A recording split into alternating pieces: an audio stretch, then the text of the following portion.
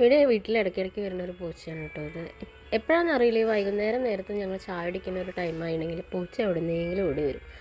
മക്കൾക്ക് ഭയങ്കര ഇഷ്ടമാണ്. ഇവിടെ വീട്ടിൽ വളർത്തണമൊന്നുമല്ല, പക്ഷേ ഇവിടെ പരിസരത്ത് എവിടെയോ ഉള്ളതാണ്. അങ്ങനെ ഈ ഒരു ഐറ്റം മാത്രമല്ല, വേറെ കുറേ ആളുകൾ ഇതേ സമയത്ത് വരാറുണ്ട്.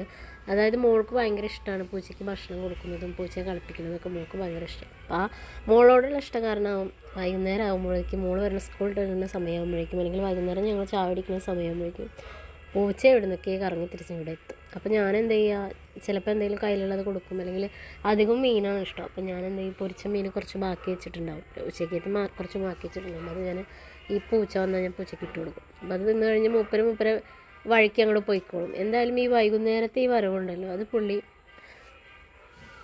സ്ഥിരമായിട്ട് വരുന്നതാണ്. പുള്ളി അത് മിസ് ചെയ്യാറില്ല. അതുകൊണ്ട് തന്നെ മക്കളും അത് കാത്തിരിക്കും.